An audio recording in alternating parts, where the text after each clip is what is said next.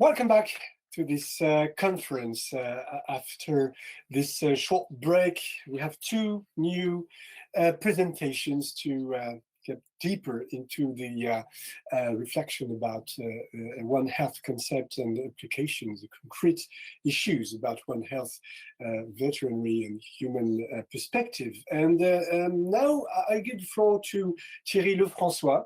Thierry Lefrançois is a research director of social anthropology laboratory at the CNRS, and he is also a veterinarian with a PhD in physiopathology at INSEM.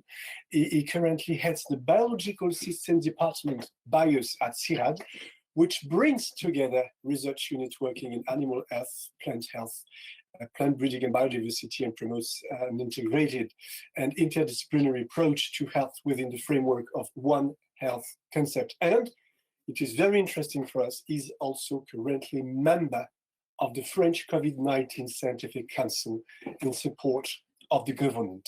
So Thierry Lefrançois, you will talk about the One Health international perspective from the management to the prevention of pandemics. Good morning. Good morning to all. And first of all, thanks to the organizers for the invitation. Next slide. I wanted to start by a question. I have the next slide, please. Okay. Hello. Yeah. Can you put the next slide on the online?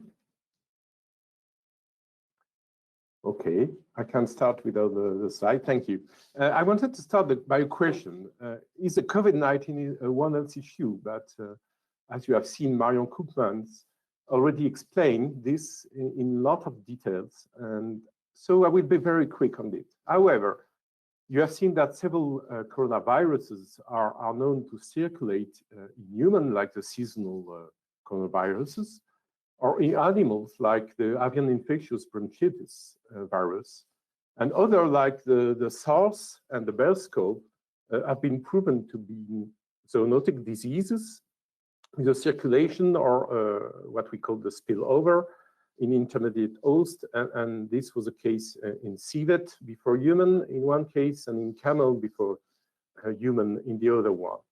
So COVID-19 is most probably a zoonosis, since the virus was certainly circulating initially in bats. And even if we do not know now the intermediate host, or if there were an intermediate host, we have to acknowledge that the relation with animals is very tight. So if you acknowledge that, you have to consider that the management of the crisis should involve animal health world knowledge and human and technical capabilities of vets to deal with diagnostic issues, transmission studies, animal reservoir, vaccine development, evolution of the virus, etc. Next slide, please. So if you want to answer to this question, you also need to define what should be implemented during sanitary crisis for an integrated approach of health. One Health, to my mind, means multisectorial, multidisciplinary, and multi-stakeholders approaches at all scales. The new definition of the One Health by the One Health high-level expert panel timely reinforce this true holistic approach, not only multi-sectorial, but also multidisciplinary and multi-actors approach. The French scientific panel for COVID-19 is preparing currently a One Health report, and we could question its degree of what we could call One Healthness. This panel is definitely a multidisciplinary panel, but much less multisectorial with one vet inside, and even much less multi-actors. It also raised the question of what could have been done to improve the One Health management of the current pandemics at a national and international level. In relation to prevention, we could consider that measures could have been put in place before the emerging diseases to limit the factors of emergence. If we are talking of early detection, perhaps activities could have been done, research activities at least, to early detect in bats or in an intermediate host to better prepare human beings to this crisis. Obviously, analysis of the risk of transmission to humans could have been developed. And at the end of the day, animal health and environment capabilities could easily have been mobilized earlier than it was the case. So definitely, the health system is not currently organized for One Health. Next slide. As you know, One Health has been developed widely in research. If I may have the next slide, please. Trying to ask the questions, the numerous questions related to early detection, better surveillance, and management of infectious emerging diseases.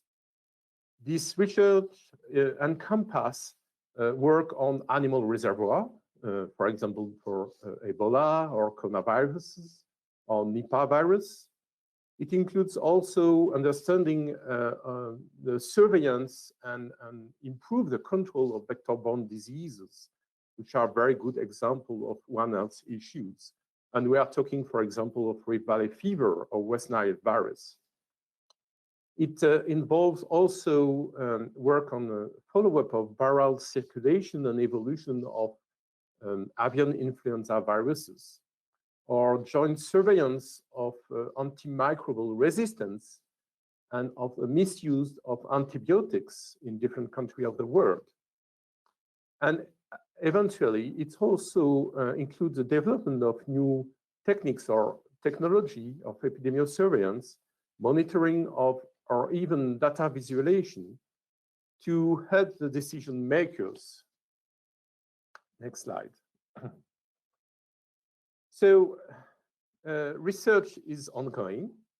However, this graph, which is a risk map provided by the World Economic Forum, shows that infectious diseases are not only to be tackled in coordination between animal health, human health, and environment, but it has also to be taking into account other factors, which can be natural ones or anthropic ones.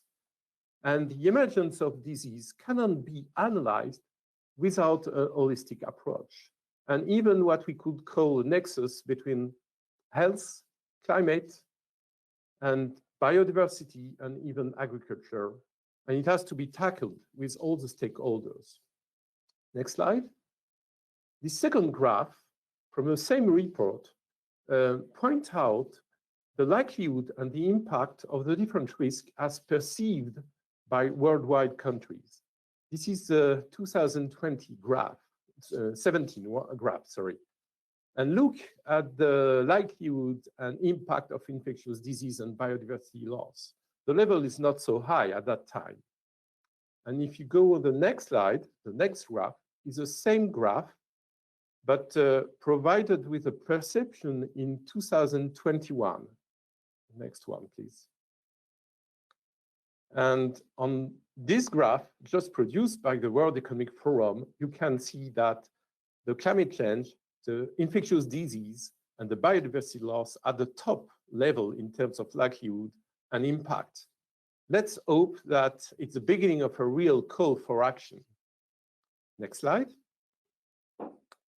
So going further in terms of research, we consider we need further research to develop a real One Health approach, real holistic approach. And here are two examples of projects which try in specific territories in France, in a natural regional park, and in specific area in Senegal, in the Lac of Guiers, or in Benin, or in Cambodia, to collectively define what is the health of a territory. And this is done by bringing together researchers and other stakeholders. And we are talking about medical doctors, vets, farmers, breeders, and even managers of protected areas and decision makers. Next slide. If we specifically focus on pandemics, the increased frequency of the emergence of infectious disease of animal origin demonstrates the need for a real paradigm shift, preventing the cause and improving early detection and preparedness, in addition to just trying to limit their spread and impact. In one word, I would say, do not wait for emergence and transmission in human being, but work on the factors that could lead to disease emergence and work on the ecosystem component. As Marion said in the question, it is not easy, but it is necessary for the future. Next slide. This is what we are trying to do through the PRESOD initiative, which will be presented in the afternoon. So the only thing I would like to say regarding PRESOD is that to develop this kind of initiative to improve prevention, we do need to work collectively, researchers and decision makers and all stakeholders, and it has to be developed at all scales. Next slide.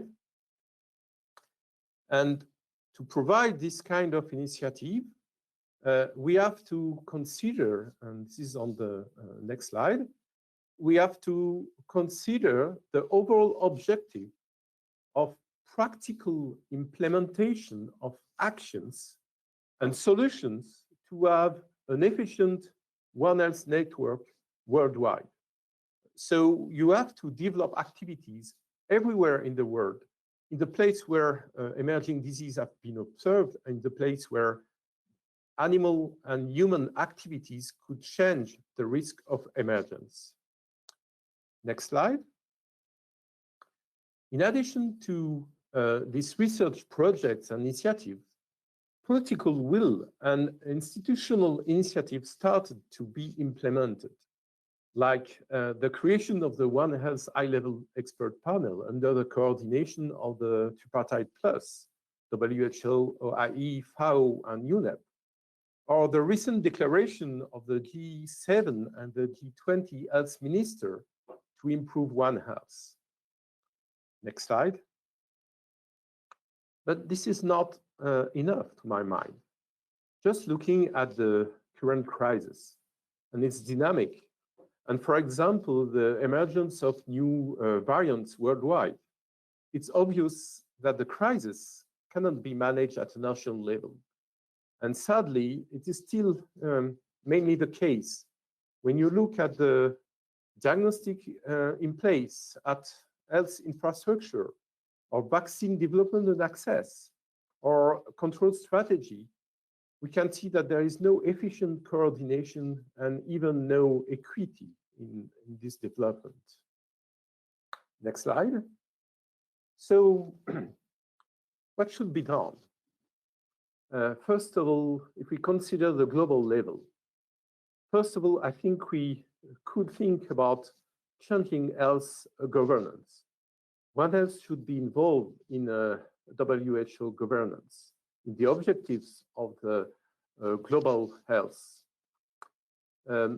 We could also have a better international and united vision to fight infectious disease altogether with a kind of equity. We also have to take into account globalization and ecological, social, or health effect of agriculture production and importations. And to do that, it means that we need WTO reform and modification of free trade agreements to take into account all these factors. And also, very important for the long-term perspective, we need to develop training and education to One Health. It has to be developed for health professionals, also for decision makers and public itself. Next slide. if we think about the regional level, we do need to promote existing and develop new regional One Health network, which are very efficient in terms of collaboration between researchers and decision makers, sharing the same risk. And they need to work together regionally to improve One Health surveillance and intervention, taking into account animal health, human health, and environment. Next slide. At a national level, I do believe that many actions could be developed. We have to work on the implementation of intersectoral and multidisciplinary, multi-stakeholder surveillance and intervention. It's very important to have a public and private partnership. Involvement of policymakers and local community should be promoted. And for that, we do have a good model of the French epidemiological surveillance platform that could be pursued. We need to prevent gap in disease surveillance, either on animal disease or human disease or zoonotic disease surveillance. At the hospital, there is a need to improve the search of zoonotic origin for severe unknown diseases. And obviously, there is a real need to remove any administrative barriers preventing a good collaboration between animal health and human health. Like at the global level, medical, vet, and ecology courses could be developed together. And at the end of the day, we do need to organize a true interministerial collaboration on One Health. Next slide. And finally, at the territorial and local level, many actions could be implemented with all the stakeholders with the common objective to collectively define the health of a territory, not only human health, health of a territory. It can mean creating territorial committee based on health committee, existing health committee in France, for example, or monitoring indicators for health. And we could consider that the overall objective would be to build together socio-ecosystems that are less favorable to disease emergence. Next slide, and that will be my last one. These are the main take-home message. I will not go back to all of them, but I would like to say that the COVID-19 pandemics urge us to collectively implement practical, educational, and institutional changes at a territorial, at a national, and at a regional and international scale to be better prepared through a One Health approach to future infectious disease emergence. Think global, act local, and reconsider the concept of health to include One Health and sustainable development. Thank you. Thank you very much, Thierry Lefrançois, for this presentation. It was shorter than the others, so it's not as easy to deal with so important topics. We are a little short of time, but I have some question, one question at least, which is, I think, important. What might be the difference between the levers to improve global and territorial One Health you talked about? I think the difference is that to consider what is the health of a territory, it has to be at the territorial level, at the local level, and to include all the stakeholders, to include the public in terms of action. It's like for the sustainable development or climate change. Action will be efficient if all people are involved. And to do that, we need to do it at a local level. It will not work at the global level. However, in terms of equity and in terms of tackling zoonotic diseases and pandemic problems, you do have to work also at the global level for overall collaboration between the countries. So both are necessary and different. Thank you very much, Thierry, for your participation. And now we're going to talk about another matter about surveillance and control, the last presentation before the round table with Teshome Mebatsion. I remind that you're head of viral disease research at Boehringer Ingelheim, France. You have a distinguished career in academic and commercial spheres with over 25 years experience in animal health vaccine research at Federal Research Center for Various Diseases of Animals, PFAV, Introvert International, and Muriel, and now you have BIHAH, so Boehringer Ingelheim. In 2001, you were awarded the Max von Peterkofer Award for Research Excellence in the area of viruses as tools for prevention and therapy of diseases in Germany.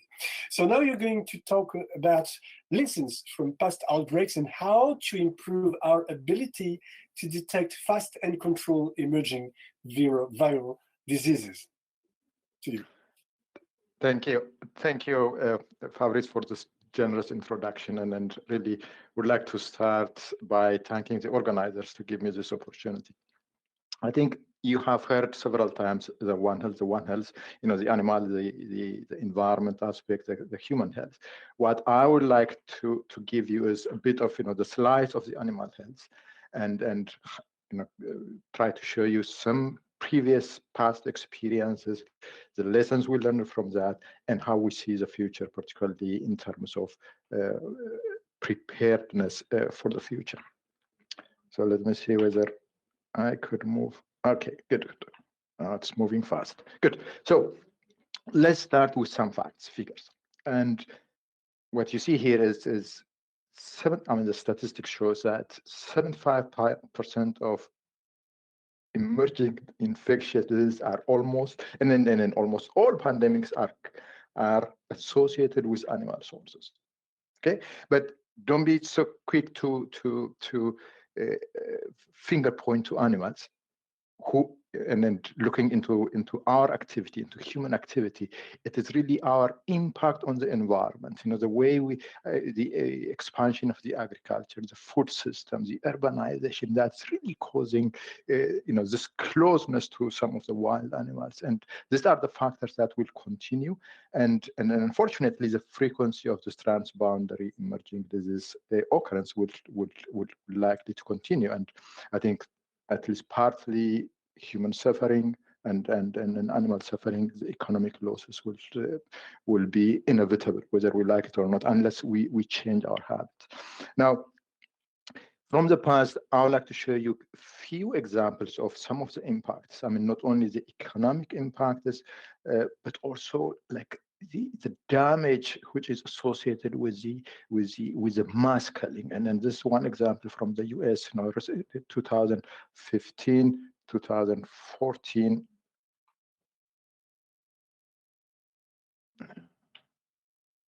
Okay, 2014, 2015, avian influenza outbreak in the US, and just focus on the depopulated, avian species, 7.5 million turkeys, 42 million layers and pullets. And I was living in that poultry area, and then I have seen like mountains of, just massively killed animals.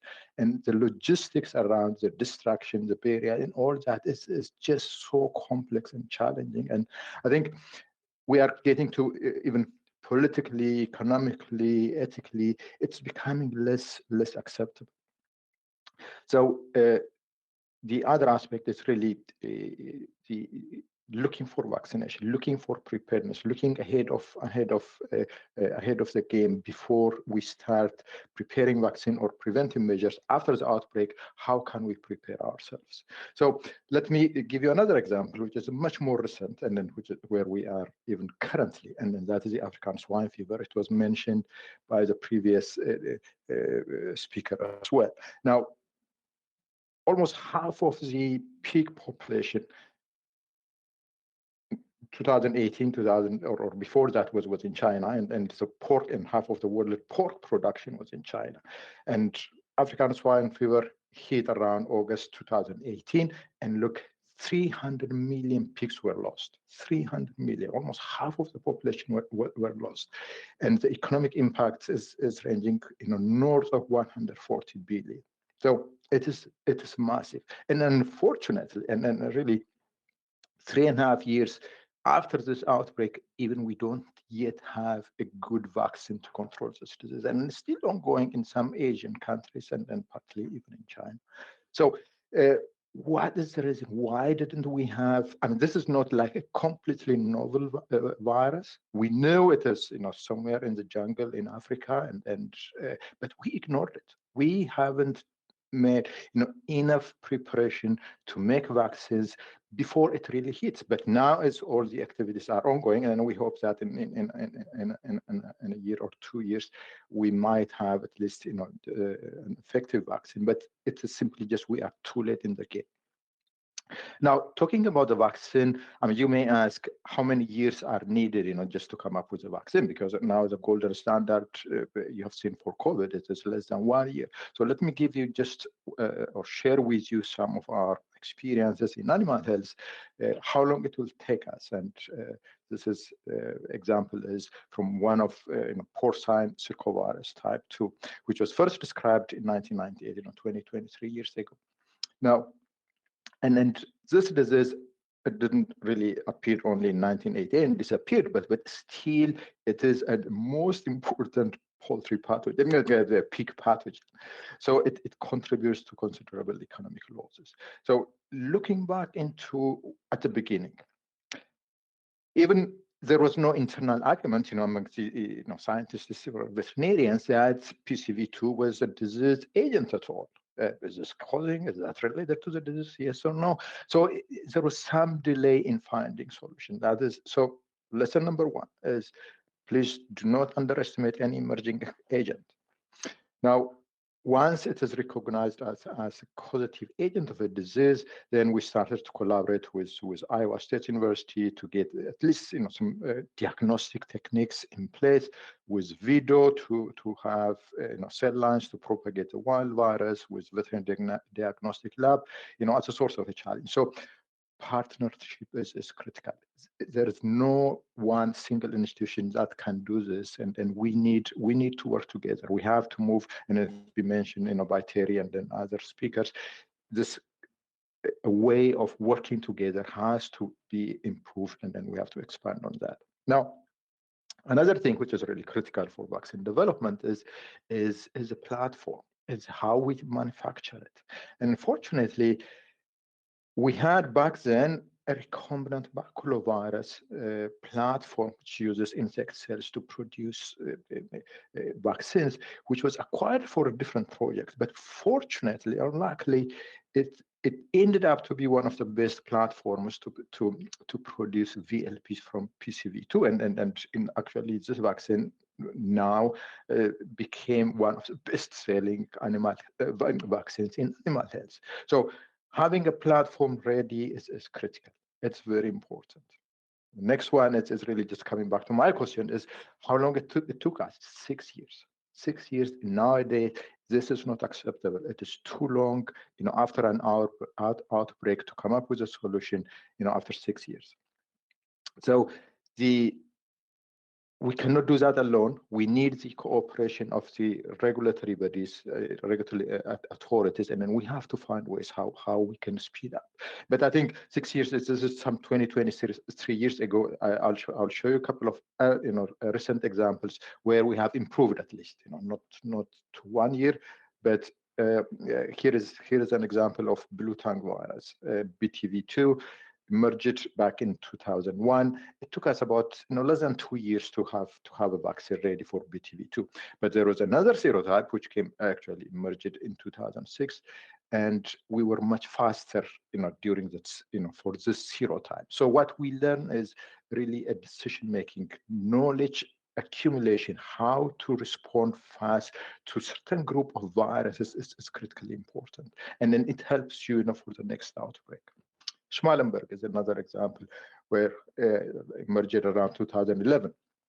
We're quick to make vaccine, and then we had vaccine available in around just less than 2 years.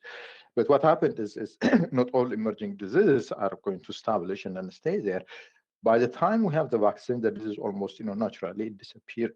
I mean, at least it became less significant.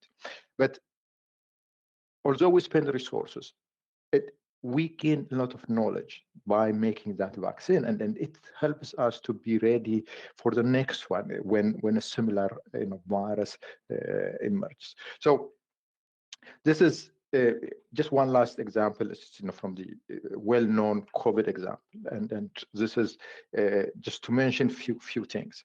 Why did we have huge success in getting this vaccine in 1 year? And then if you go deeply, there are a couple of factors that were critically important. One important aspect is really the knowledge we accumulated in studying the MERS and the SARS coronavirus. We already knew at that, just back when COVID-19 emerges, we already knew the spike is very important. Not only the spike is important, but the pre-fusion form of the spike is critically important. We knew the mutations that are needed for that. So it helped us really just to embark on this vaccine preparation right away without any delay. Without that knowledge, it would have been very difficult. Another aspect, the availability of funding, smart risk taking, and the cooperation of the regulatory authorities was critical. What you see in this graph is like companies already started phase 2 before the end of phase 1. Phase 3 started before the end of phase 2. Production started before the end of phase 3. So it is this, smart risk taking that really enabled the availability of the vaccine in less than 1 year. So we need this, and if I could summarize really the lessons learned from the past. Do not underestimate any emerging agent. Partnership and smart risk taking and then collaboration with the authorities is critically important. And having a scalable platform would really speed up the at least the vaccine development process. And then we need to have clear regulatory pathways. So, and then finally, investing in virology research, which will allow us to gain valuable knowledge even during the peacetime. So how we move to the future. What we need is, just our transboundary diseases are the diseases that we know. We shouldn't ignore them. We have seen from African swine fever what we can, the level of damage. Now, the emerging diseases are novel viruses, but this will come from some of the viruses we already know. I mean, different coronavirus, we already know there are so many coronaviruses, it's a different version, but the knowledge around coronavirus would be critical. So surveillance and disease tracking would be critically important. This is which needs to be addressed collectively. Understanding the pathogen host interaction, correlates of protection would be a very important aspect, and the development platform technology. Just few slides on each of them. Surveillance. It is about the data collection, the data analysis, and trying to be to know what's going on as early as we can. And we need partnership around this. We need really partnership. And then there are some excellent examples what we have, at least in terms of infrastructure. What we have today, the PROMERS, the WAHIs, the CDCs, the governmental institutions that put actually data out for the public. These are excellent examples, and we need to expand on that around data analysis and risk assessment. Now, the virus host interaction, understanding the biology, this is something that virologists need to do, and we need the funding. And then we need to understand most of the cases, what is host range, how is the disease transmission, the sequences, the interaction with the host. And then if we ask, if you ask questions, where shall we focus? I mean, in my opinion, I think an area of focus is really, at least in animal health, on viruses that transmit, through aerosols, through contact, very fast. I mean, those are the viruses that can cause huge damage. I mean, in this group, we have the influenzas, we have the coronaviruses, we have the African swine fevers. And then the other group of viruses, what we have in here is the arthroborne transmissible diseases. And then we need to understand the ecology, the vectors or the arthropods that transmits the disease, and the viruses where we have here in BTVs and the West Niles and the others. So this is an important area that we need to prepare and then get knowledge. Platform technologies. We already have a set of platform technologies that we currently use to produce vaccines, inactivated vaccines, live modified vaccines. We have vector vaccines, baculo-based vaccines. That is already available and it's at our disposal. But we have to improve on evaluating newer ones. You might have heard about particle displays. There are so many published data around this. The mRNA, it's already because, thanks to COVID, that really made the mRNA platform, as visible as possible. So investing in innovative, rapid and scalable platforms is critically important. It really helps us, and just in our response. Now, one last item, which is the regulatory aspect.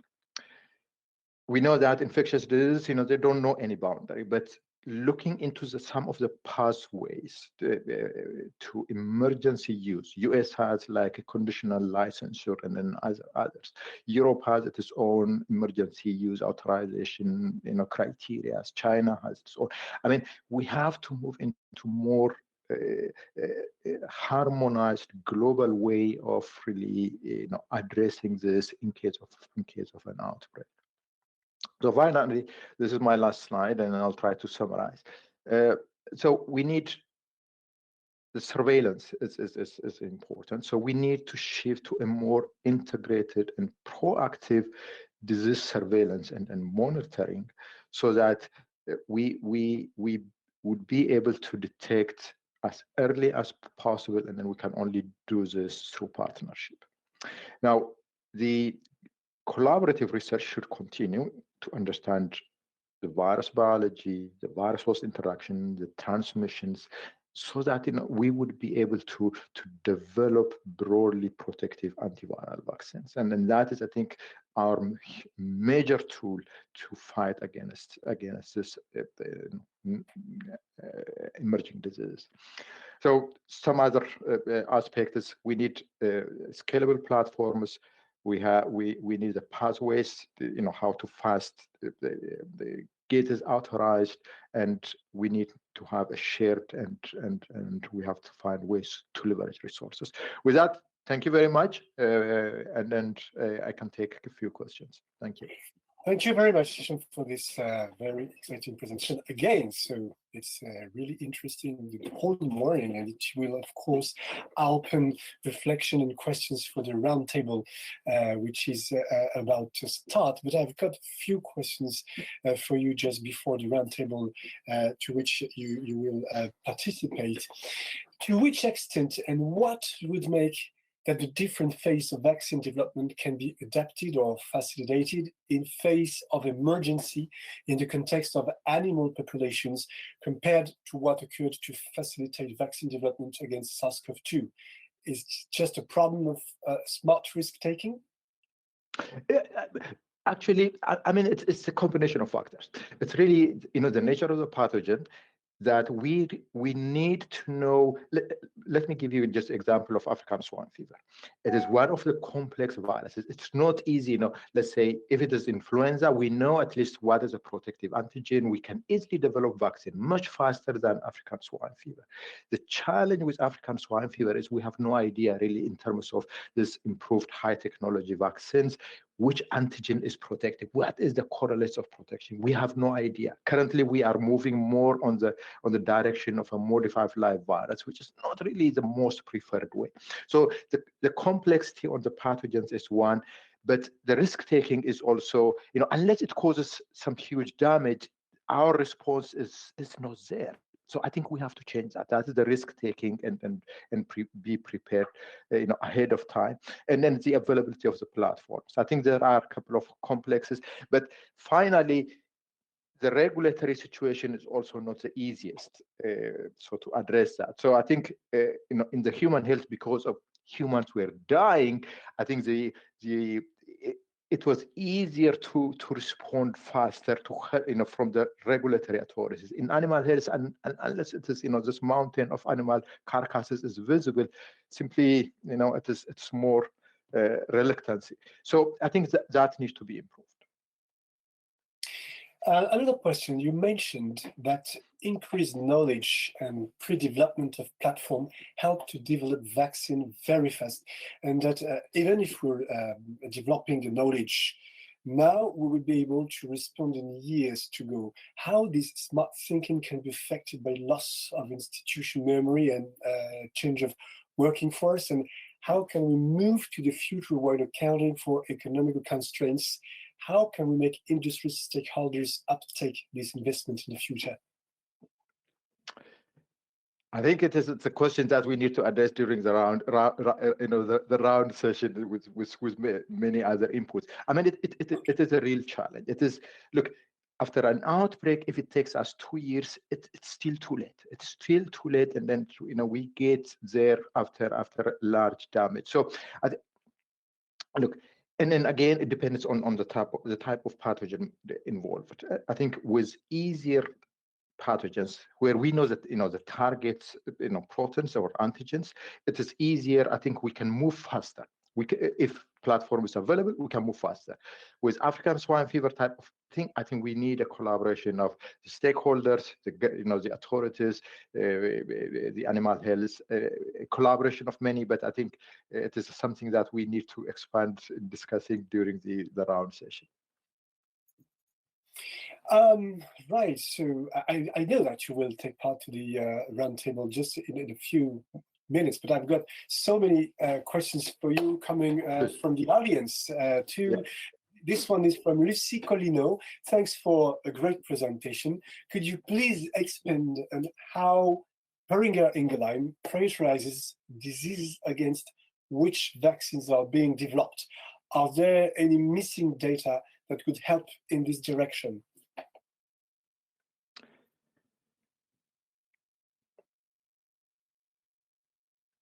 If I understood the question, how we prioritize against which diseases we are going to develop vaccine.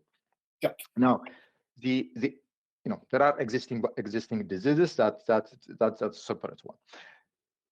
We are now thinking, actually, Boehringer Ingelheim is investing, heavily now in making really this One Health aspect, taking this One Health aspect seriously, and the emerging diseases also very seriously. And then just to give you a very concrete example, I was in the US, I was living in the US, I moved to Lyon, I'm in Lyon now, and we are establishing a transboundary emerging disease team to really analyze, study, the diseases that are involved in this transboundary emerging diseases, and also help in building capacity in response, which is the platforms, the knowledge accumulation, and then the surveillance. So this is a huge investment, from like private industry point of view, but it's not something that we could do it alone. We need partnership, and Lyon is really the best place to be because of the veterinary public hub we have, the university, and then this collaboration needs to go even globally beyond that. So the disease selection, I think the team is now focusing which diseases, and then just on the graphs that I showed you, for us important are the diseases or the viruses or family of viruses that transmit very rapidly, by aerosol, by contact. That's one group. The other group is the arthropod-borne one. So we select model viruses, try to understand and the biology, the correlates of protein, so that we will be ready in case a similar virus comes in the future. And most likely that's what's going to happen too. Thank you very much, Teshome, and you stay with us because